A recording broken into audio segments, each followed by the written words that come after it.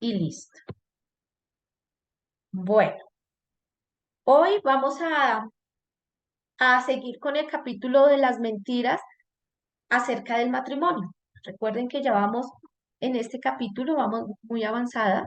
Entonces, son las mentiras que nosotras creemos acerca del matrimonio y pues la verdad que nos hace libres de esas mentiras. Vamos en la mentira número 23.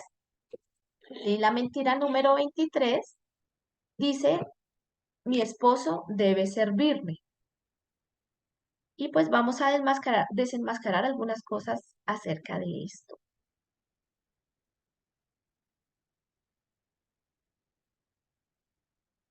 Bueno,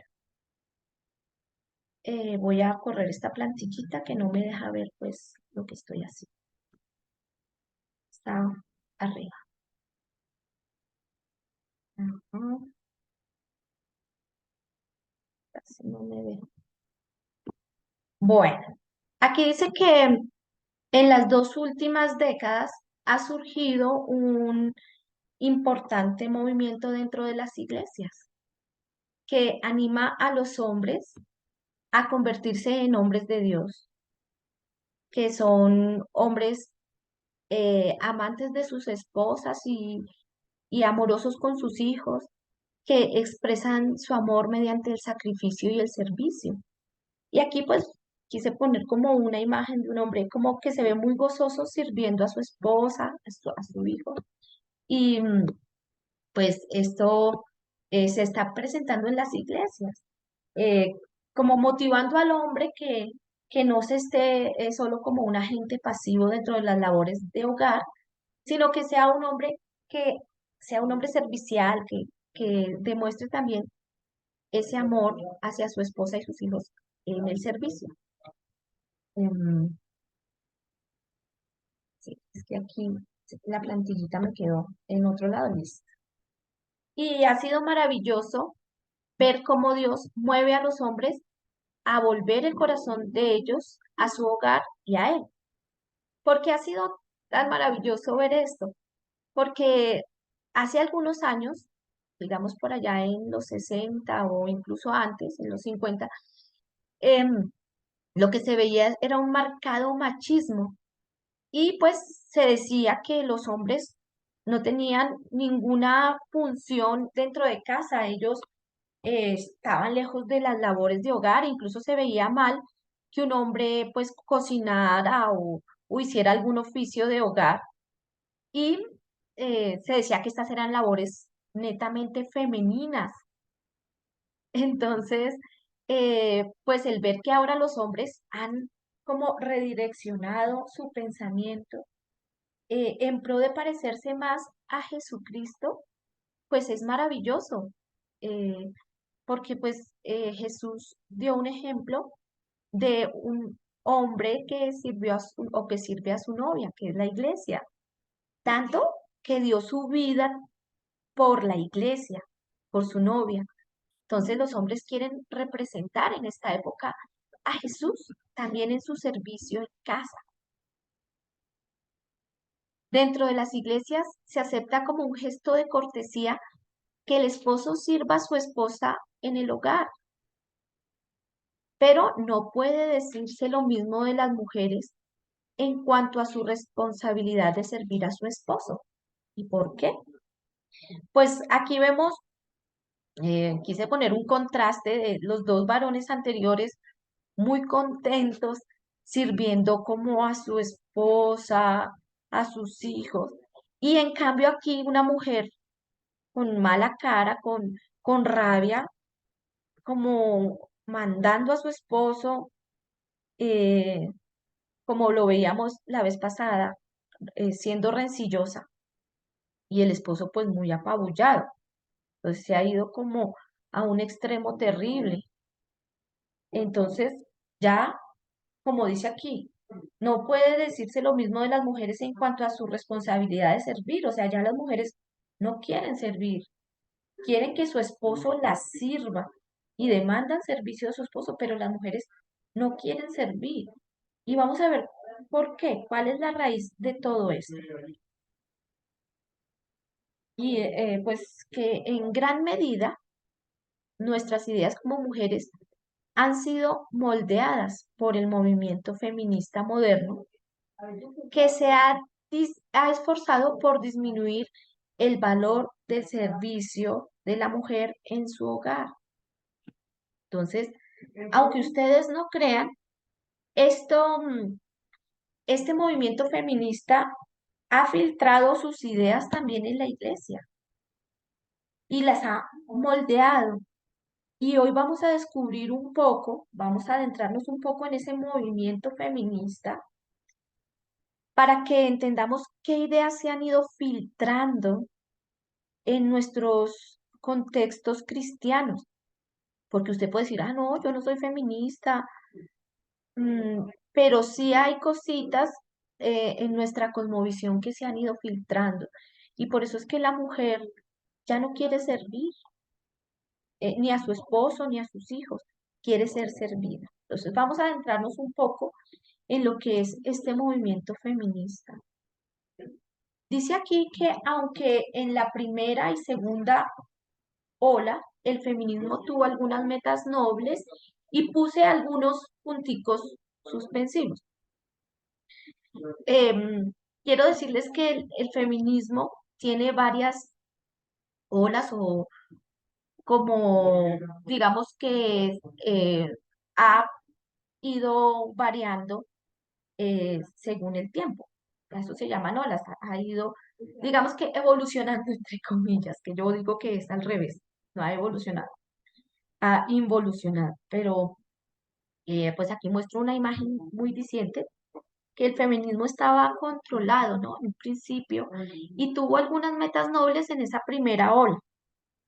Entonces, em, voy a mostrarles un poco los años más o menos para entender estas olas del feminismo, para que nosotros como que miremos primera ola, segunda ola, ha tenido tres olas del feminismo. Ujú, por aquí está. Bueno, la primera ola se dio en el siglo XVIII y XIX y tuvo algunas metas muy nobles. ¿Cuáles fueron esas metas? Pues la mujer, a raíz de la caída y del pecado, y lo vemos en los tiempos de Jesucristo, pues también, mm, no era considerada como igual al varón.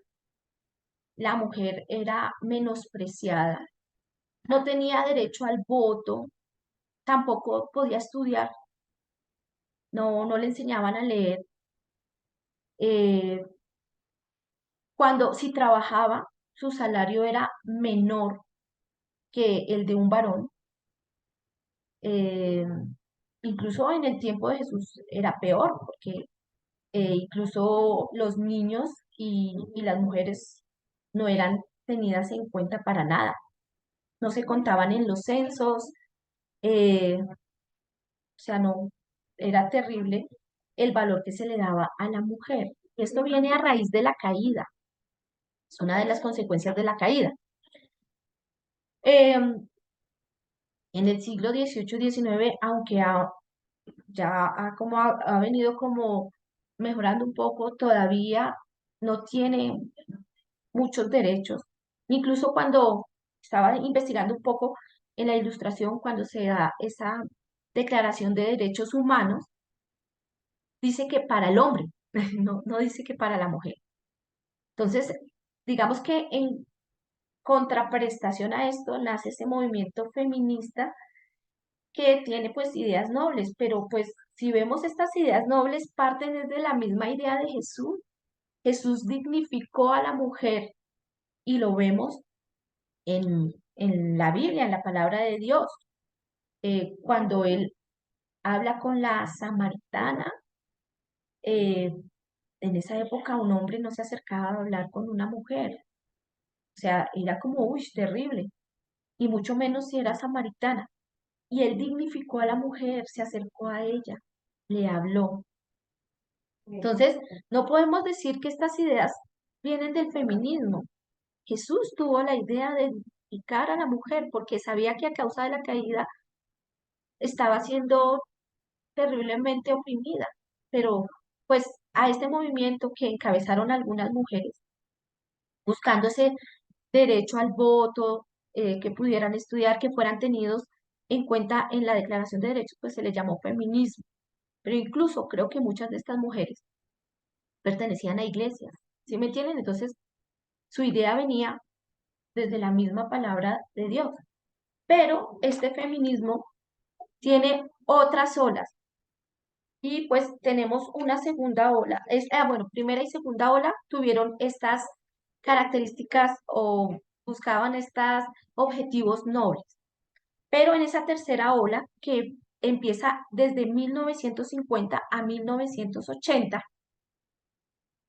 em, hay unas autoras, y quiero que conozcamos un poco de esto porque es lo que ha permeado nuestra filosofía como mujeres en esta época.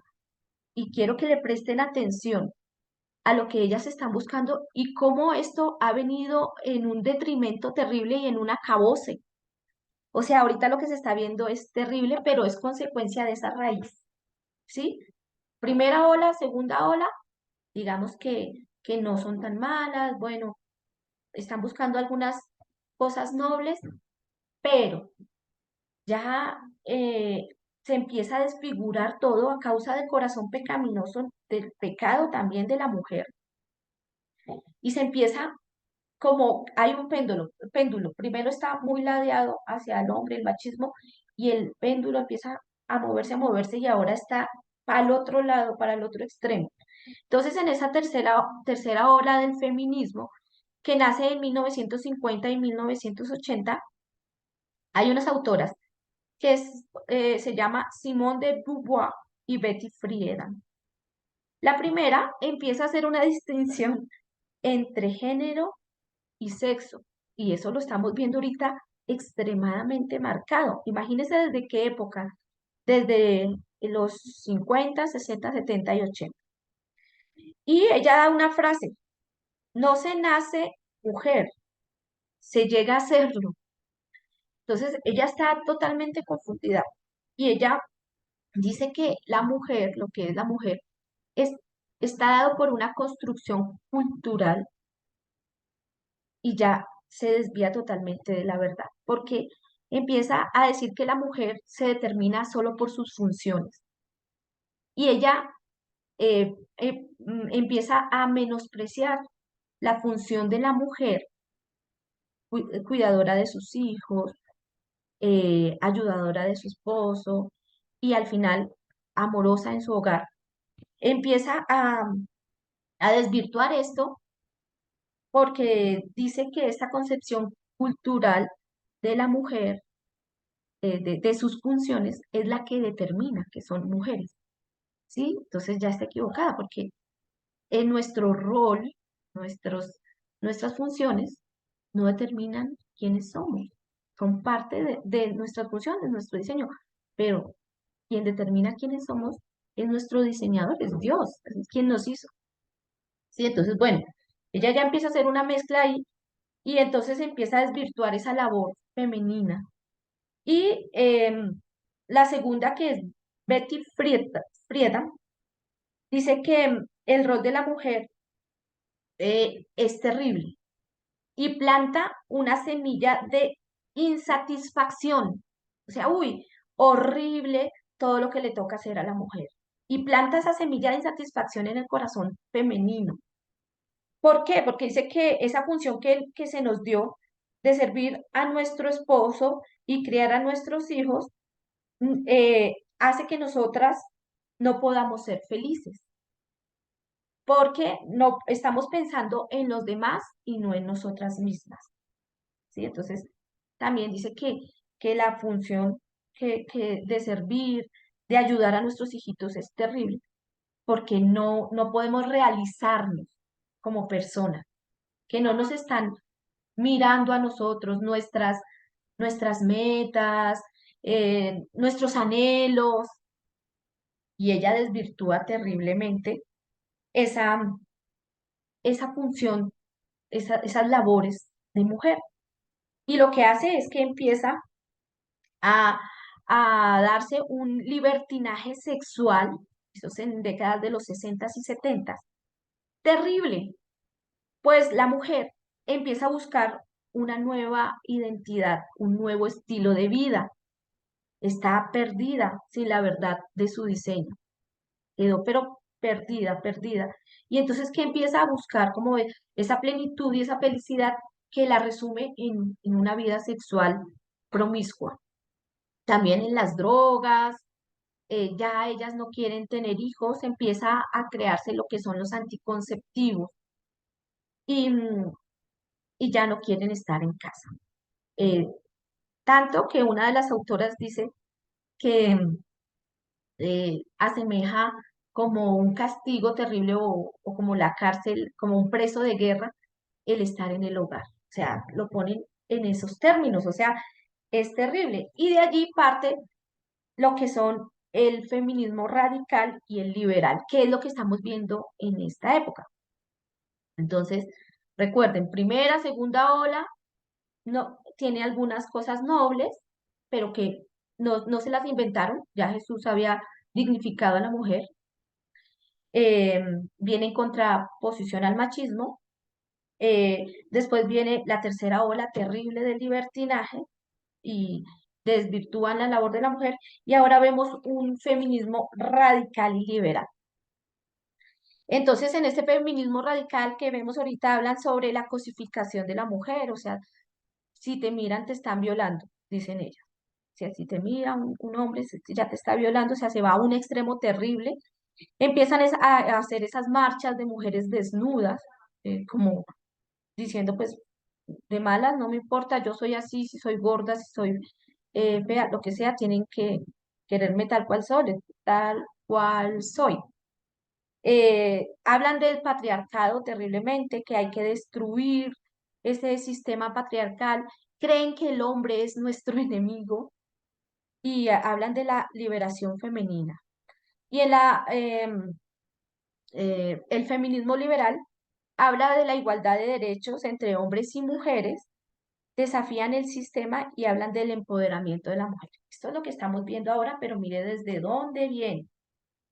Entonces, quiero que vean todo eso para que vean qué cantidad de ideas de pronto hemos albergado.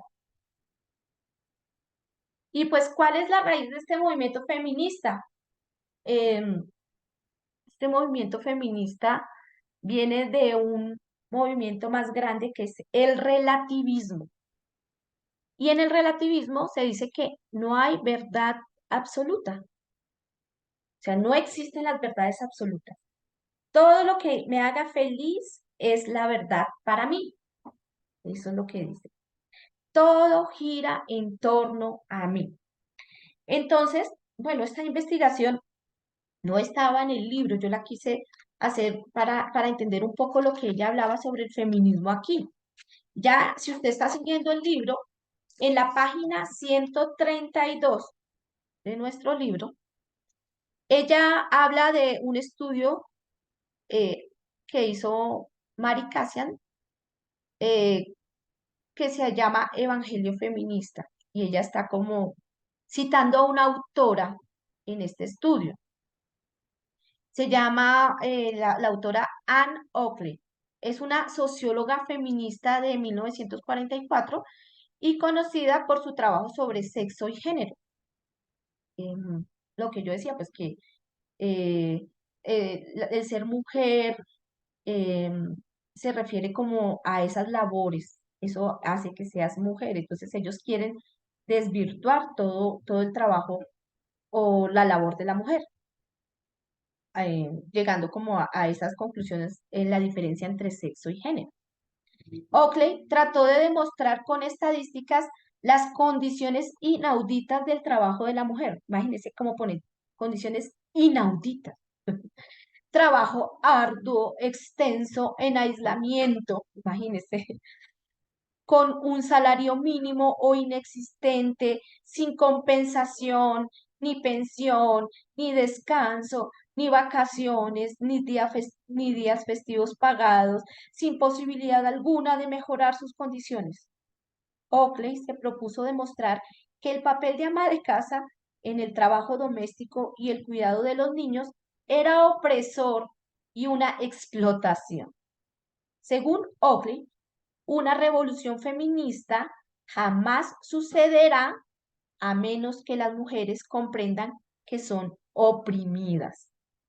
Entonces ahí aparece esa palabra, la opresión del patriarcado, ¿no? Patriarcado machista. Estos son como el lenguaje que ellos usan. Entonces, vemos que eso viene de esa raíz del relativismo. No hay una verdad absoluta, pero todo lo que me haga feliz es la verdad para mí. Y es muy chistoso porque pues aquí yo puse una frase de unos cómicos que me gustan mucho, creo que son argentinos, Lelutier, ellos trabajan haciendo como una sátira a través de la música y me pareció muy chistosa la frase porque dice, la verdad absoluta no existe. Y esto es absolutamente cierto. Entonces, ellas dicen que no hay verdad absoluta o el relativismo dice que no hay verdad absoluta, pero la verdad absoluta de ellos es todo lo que les haga feliz. O sea, para ellos sí hay una verdad absoluta, lo que me haga feliz, pero dicen que no existe la verdad absoluta. Entonces, están totalmente perdidas y solo actúan en beneficio propio, o sea, para ellas sí hay, pero para los demás no. Todo gira en torno a nosotros. Por eso, pues, veíamos esa insatisfacción en un principio, en la tercera diapositiva, de esa mujer que no quiere servir, ¿sí? Como que al hombre sí, sírvame, tiene que servirme y el movimiento de los hombres que sirven, muy chévere, pero cuando a mí me toca, ya no, porque me están oprimiendo, ¿sí? Que me toca muy duro, me están explotando, no me están pagando, ¿sí? El movimiento feminista tiene como verdadero objetivo ideológico borrar cualquier recuerdo de las estructuras de la creación. O sea, al final tiene un, un objetivo muy diabólico, por decirlo así, porque quieren borrar el diseño de Dios, el diseño de hombre, mujer, el diseño de hogar, ¿cierto? Rechaza cualquier limitación, excepto sus propios deseos egoístas. Por ello exige el aborto como derecho y aprueba el lesbianismo. Entonces, bueno, si es que tener un hijo, no, no, eso me va a limitar en mis planes, en mis sueños, en mis anhelos, me va a dañar mi cuerpo, ¿sí? Propios deseos egoístas. Entonces dice, el aborto es un derecho. Y también aprueba el lesbianismo, porque ven ya al hombre como su enemigo, entonces yo me junto con una mujer y lo apruebo. ¿Por qué me hace feliz? Eso es lo que dice el relativismo, lo que me haga feliz es la verdad, no hay una verdad absoluta, estamos perdidos totalmente sin la verdad de nuestro Dios. Esto es muy terrible lo que está sucediendo ahora. El feminismo ha sido un recurso para distorsionar la verdad y ha atraído a la mujer con engaños, con la misma carnada que hizo caer a Eva. ¿Cuál fue esa carnada? Seréis como dioses, ¿cierto? La autopromoción. Sírvanme, yo soy la reina de la casa, ¿cierto? Un dios es alguien a quien sirve, alguien que da órdenes. Pues vemos que nuestro Dios ha sido tan misericordioso, Él podría solo dar órdenes, Él creó todo, pero Él no es así. Pero los dioses que vemos, eh, los sirven, dan órdenes, entonces el feminismo quiere ver a esa mujer como una diosa a la que tienen que servir. Y antes no habían derechos para la mujer, ahora todos los derechos son para la mujer, ¿sí? Entonces se está teniendo en cuenta a la mujer en todo y el hombre se le está viendo con una figura terrible, perversa, que es un violador en potencia, que es un opresor, y no es así. Entonces, esa es la mentira de, de Satanás en el feminismo, igual, seréis como Dios. Y también la puso en el feminismo. Todo está en esa misma mentira. Él actúa a través de la misma estrategia. ¿No será también posible que la mentira del relativismo ande buscando a la mujer de hoy? Porque el enemigo sabe que si las mujeres muerden el anzuelo, el resto será sencillo. Lo estamos viendo. Mujeres ahorita fuera de sus casas, eh, y sus hijos abandonados. Se están destruyendo los hogares y la sociedad se está dañando terriblemente. Y se lo digo yo que soy profesora, veo esta generación de padres ausentes y de hijos criados por la internet o por la calle. Es fatal. Y esto creo que es muy cierto y esto no es una idea mía, esto es una idea de una autora de un libro que se llama Por Diseño, que se llama Susan Hunt, y, y me pareció esta frase muy diciente. El relativismo anda buscando a la mujer de hoy porque el enemigo sabe que si las mujeres muerden en el suelo, el resto será algo sencillo. Ya los chicos son fáciles de engañar en la calle, sin esa figura materna, hogares destruidos, o las mujeres ya no quieren tener hijos, algo que está en su diseño. Ya no quieren porque quieren ser felices, lo que veíamos antes. Y esa es mi verdad, quiero ser feliz. Y eso no es lo que nos ha mandado Dios.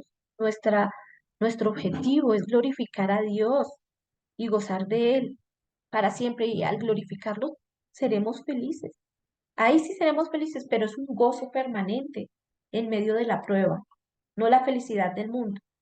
Las feministas están redefiniendo la verdad y lo que es la opresión.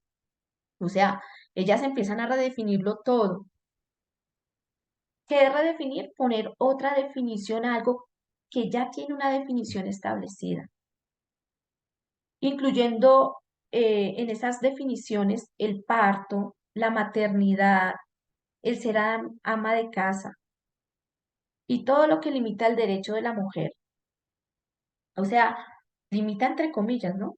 Ellos, ellas, como dice esta diapositiva, han deshumanizado a los bebés. O sea, ¿qué significa? Ya un bebé en el vientre no es una persona. Están diciendo que es un cúmulo de células, entonces nos podemos deshacer de él. O como es mi cuerpo, puedo abortarlo, pero no se han dado cuenta que ahí hay otro cuerpo con un ADN diferente, que piensa diferente, o sea, pero en esa búsqueda de felicidad, entonces han deshumanizado a los bebés no nacidos, devalúa la profesión de ser madre e incentiva a las mujeres a ser más como hombres para ser libres, imagínense. Entonces, en el análisis final, nada es más antimujer que el feminismo.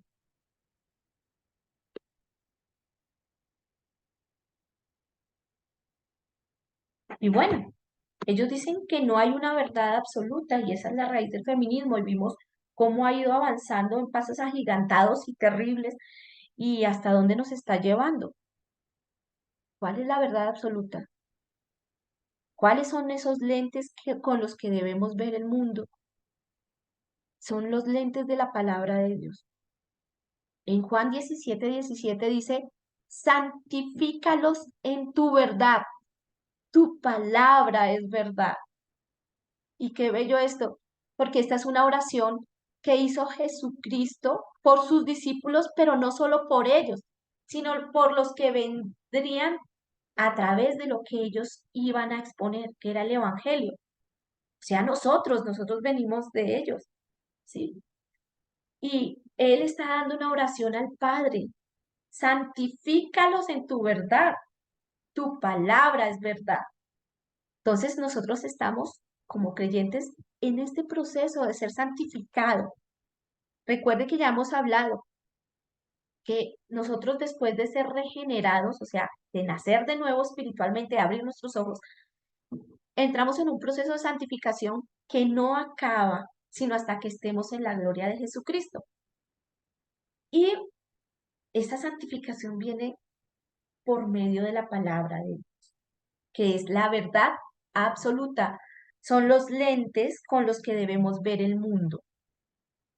Recordemos esa cosmovisión, los lentes correctos, nuestras creencias, ¿sí? Acerca de nosotros, de Dios, de la sociedad, ¿cierto? Entonces, tenemos que ser santificados e ir filtrando e ir descubriendo estas verdades. En todo está impregnada la mentira del feminismo. Tú ves una película ahorita hay una muy de moda, es Barbie, y ves la cantidad de feminismo impreso en ese mensaje. Evalúa todo con los lentes bíblicos. ¿Qué pasa?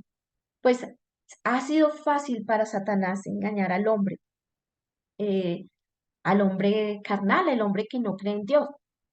Y por eso vemos tanta descomposición social a través de estos mensajes como el feminismo. Lo vemos en Primera de Corintios 2:14, que dice que el hombre natural no percibe las cosas que son del Espíritu de Dios, porque para él son una locura y no las puede entender porque se han de discernir espiritualmente. Entonces, ¿cuál es nuestra función? Sí, estamos siendo formadas aquí nosotras y para aplicarlo a a nuestra propia vida, pero después de nosotras vienen nuevas generaciones. Tenemos que hablar de esta verdad y eso es establecer el reino de Dios aquí en esta tierra, hablando de la verdad de su palabra. Estas mujeres, como veíamos en un principio, al perder su rumbo, en estos feminismos de tercera hora, perdieron totalmente su rumbo, están perdidas y están sufriendo por no entender su diseño, su condición, por no entender quiénes son. Y en esa búsqueda se están haciendo más daño. Entonces, entender estas verdades nos va a ayudar a llevar sal a la tierra, a hacer luz. Vamos a continuar. ¿Cuál es la verdad? La verdad es que Dios no hizo al hombre para ser una ayuda para la mujer. Él lo hace por amor, él lo hace porque es alguien que quiere parecerse a Cristo, pero no es su obligación. Aunque eh, Dios le dice que lo haga, ¿sí? Pero yo no puedo decirle, tienes que servirme. No, no. Sí, sí, él tiene una tarea y lo vamos a ver más adelante aquí en Efesios 5:25, que es amarnos y ellos demuestran ese amor a través del servicio también. Pero no es nuestra función. Tienes que servirme, o sea, como recalcar eso, ¿no? La que es ayudante, la que está en el diseño de ayudadora es la mujer, porque en Génesis 2:18 dijo Dios, no es bueno que el hombre esté solo, le haré ayuda idónea para él. En nuestro chip, en nuestro diseño, brota por nuestro ADN. Estamos hechas para ayudar. Y eso no es malo. Les quiero leer algo que dice la autora de este mismo libro por diseño acerca de nuestro rol como mujer. El liderazgo en el hogar y en la iglesia. Ah, bueno, aquí. No, este es este. El modelo para la diferenciación de papeles se observa en la Trinidad. El Padre, el Hijo y el Espíritu Santo tienen funciones diferentes, pero son iguales en su sustancia y su poder. Esto determina que no, que los hombres y las mujeres, eh, a pesar de que el hombre lidera y la mujer ayuda, determina que ellos son iguales, o sea, no hay una desigualdad en cuanto a su valor delante de Dios. ¿Sí? ¿Por qué? Él nos da el ejemplo de la Trinidad, ¿cierto? Que el Padre, el Hijo y el Espíritu Santo tienen unas funciones diferentes, pero son iguales en sustancia y poder. Los dos, tanto hombre como mujer, somos creados a imagen y semejanza de Dios. Ninguno es inferior, solo que tienen diferentes funciones, ¿cierto? Dice aquí, el diseño de ayudadora no fue ni es menor ni una tarea inferior. No significa que la mujer sea menos capaz. El diseño de la mujer como ayudadora no se refiere a lo que hacemos, sino a lo que somos. Y no es solo el aspecto de quiénes somos, sino que es una parte imprescindible en nuestra esencia. Lo que decía, brota en nuestro ADN. No debemos confundir nuestro diseño con nuestra posición en Cristo.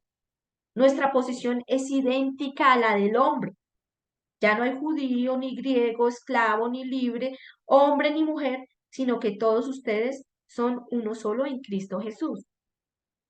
Tampoco debe confundirse nuestro diseño con nuestras diversas funciones. Nuestros papeles cambian. Somos hijas, estudiantes, esposas, amigas, empleadas, empleadoras, madres. Nuestro diseño de ayudadora deja su huella en cada una de nuestras funciones. Les voy a dar un ejemplo. En mi colegio, creo que este ejemplo ya lo he usado. En mi colegio, el jefe es el rector, pero este rector no sería nadie, me refiero laboralmente, ¿no? Sin su secretaria. Constancita se llama ella. Es una mujer igual de bajita a mí, pero extremadamente pila esa mujer. Y ella es la que le lleva la agenda, ella es la que hace que él funcione. Y él dice todo con Constancita. ¿Sí me entienden? Entonces, sí, él está liderando allí el colegio, pero Constanza es su mano derecha. Y eso no la hace menor en su valía delante de Dios, porque ella está aplicando su diseño de ayudadora y eso la hace tan efectiva. ¿Sí me entienden? Bueno, sí, allí, obviamente, como es algo laboral, pues en cuanto a los salarios, él es el jefe, bueno, ya la secretaria, pero no me estoy refiriendo a eso en este momento, me estoy refiriendo es como a su valor y su función, sus roles, su diseño como ayudadora y él como líder. Y es un equipo que hace una buena llave. Nosotros, como esposas, nuestro esposo está a la cabeza, toma las decisiones y nosotros le servimos y ninguno es menor que. Cada uno está cumpliendo su función. Delante de Dios está glorificando al Señor, ejerciendo esa función, ese diseño para el cual fuimos creadas. ¿Sí? Entonces, este diseño está en nuestro ADN de ayudadoras. Se puede impregnar en cada uno de nuestros ámbitos. Esto no significa que el hombre no deba servir a su esposa, ya me estoy refiriendo al ámbito del hogar. Dice, maridos, amad a vuestras mujeres, así como Cristo amó la iglesia y se dio a sí mismo por ella. O sea, el mismo Dios nos da ejemplo de servicio y le da un ejemplo de servicio a los varones. Pero no es nuestro deber estar diciéndole, es que tú tienes que parecerte a Cristo y debes servirme. No, no nos queda. Si nosotras solo estamos pensando en lo que merecemos, en nuestros derechos, seréis como dioses. En lo que los hombres deberían hacer por nosotras, es probable que nos sintamos heridas y enojadas cada vez que nuestras expectativas se van al piso. La bendición y el gozo vienen si en vez de recibir, buscamos dar.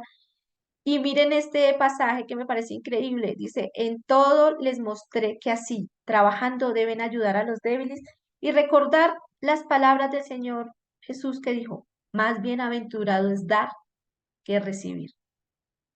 O sea, si quieres de verdad gozo, sirve. Pero pues como se está otra vez renombrando o dando otro significado a las palabras, Ya el ser feliz no es esto. El ser feliz es el éxito profesional y bueno, esto ya lo pienso yo.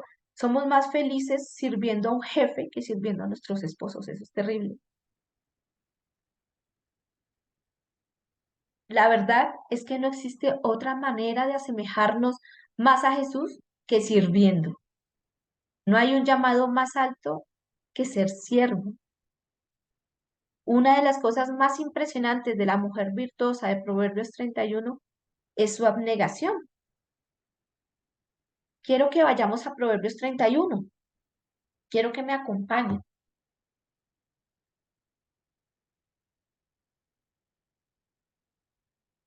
Voy a buscarlo aquí en Biblia también.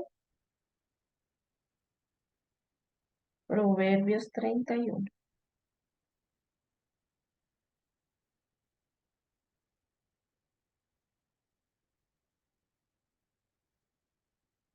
Creo que es desde el versículo 10 que habla de la mujer virtuosa.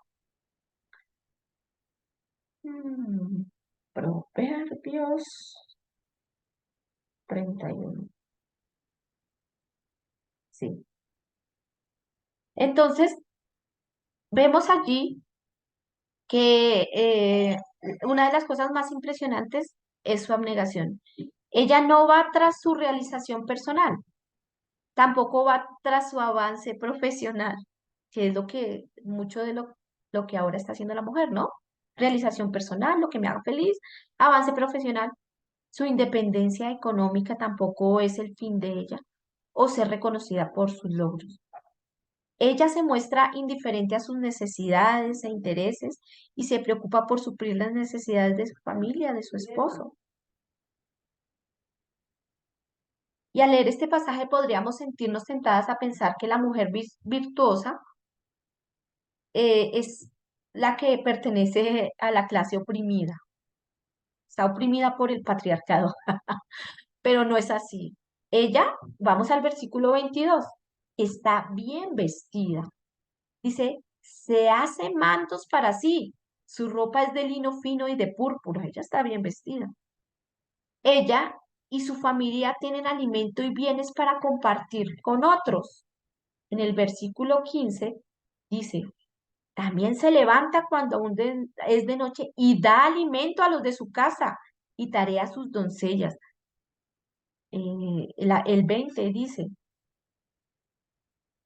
extiende su mano al pobre y alarga sus manos al más necesitado, perdón, alarga su mano al necesitado, dice ahí. Además lleva una vida ordenada, tiene una vida emocional estable y libre de temor al futuro. Dice, no tiene temor de la nieve por los de su casa, porque todos los de su casa llevan ropa escarlata. Y el 25 dice, fuerza y dignidad son sus vestiduras y sonríe al futuro. Su esposo se desvive por ella, le es fiel y se siente súper bendecido con ella. En el 28 y 29 dice, sus hijos se levantan, la llaman bienaventurada, también su marido, y la alaba diciendo, muchas mujeres han obrado con nobleza, pero tú las superas a todas. El esposo le hace piropos y todo, muy bonito. Sus hijos la honran y la alaban. Eso lo vimos en el 28. La descripción de la mujer virtuosa dista mucho de la descripción de una mujer oprimida. ¿Qué mujer no se sentiría dichosa al tener todo eso? Yo he escuchado a muchas mujeres que tienen su realización y logro profesional diciendo que cambiaran eso por un poco de paz. Imagínense. ¿Qué mujer no se sentiría dichosa al tener todo esto? ¿Cómo logró tener tantos beneficios? No fue por insistirle a su esposo que doblara las camisas o ayudara en las tareas domésticas, aunque ellos lo pueden hacer en algún momento, sino por elegir el camino del servicio, primeramente a fin de suplir las necesidades de su casa. Y vamos a ver algunos testimonios ya para finalizar. Dice Nancy Lee DeMoss incluso de su propia mamá. Dice así, mi madre era una de aquellas mujeres oprimidas, entre comillas, ¿no? Lo dice como en forma sarcástica. En una ocasión me pidieron escribir un capítulo para un libro acerca de la relación entre madres e hijas. Y así fue como describí el ejemplo de mi madre. Aunque era una mujer sumamente dotada y talentosa, mi madre renunció gustosa a una promisoria carrera como cantante a fin de asumir su posición como ayuda idónea de su esposo. En medio del auge ideológico de los años 60, estábamos hablando feminismo de la tercera ola, en el que se animaba a las mujeres a buscar su independencia, su carrera, su reconocimiento personal y la gratificación de sus deseos, mi madre, en cambio, fue el ejemplo de una mujer que se amolda al corazón y al llamado de su esposo. En vez de esperar que su esposo se desviviera por suplir sus necesidades e intereses, su estilo de vida giró alrededor de los de su esposo. Es importante notar que el papel de ayuda no fue una exigencia de mi padre hacia mi madre, ni era una posición que ella aceptara a regañadientes. Ella adoraba de corazón a ese hombre y se deleitaba en pasar su vida como su compañera y más ferviente admiradora. Mi madre se ocupó de los asuntos domésticos más exigentes en el hogar, a fin de darle a su esposo toda la libertad para cumplir a plenitud el llamado de Dios para él. Muchas mujeres de hoy consideran que el estilo de vida es opresor, que este estilo de vida es opresor, perdón. Sin embargo, ese no era el caso de mi madre, pues de ninguna manera se sintió oprimida. Antes bien, mi padre apreciaba y estimaba a la compañera que Dios puso a su lado con suma gratitud a él y se deleitaba en verla desarrollar al máximo todas las capacidades y la potencialidad que Dios le había dado. Qué bonito testimonio, imagínense, de la hija que nació en ese hogar, que es Nancy, que ha influenciado a tantas mujeres. O sea, ella vio ese ejemplo de su mamá. Em, Aquí hay otro testimonio, dice, hace algunos años fui liberada de una gran mentira. Siempre esperaba que mi esposo me sirviera ayudando en los oficios de la casa y con los niños. Me enojaba cada vez que él no hacía lo que, o no lo hacía o que lo hacía mal. Me ofendía tener que recoger sus cosas, ayudarle o servirle todo el tiempo. Siempre supe que Eva fue creada para ser la ayuda de Adán, pero un día el Espíritu Santo me hizo entenderlo en mi propia vida y me mostró que yo no había adoptado el papel de ayuda para mi esposo.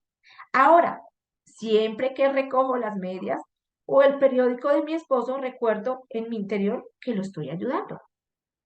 Doy gracias por toda la ayuda que él me da, que en realidad es mucha, y busco maneras de ayudarlo a cumplir con su agenda, liberarlo de las tareas de casa, alejar a los niños y más, en vez de esperar que él me ayude a cumplir con la mía.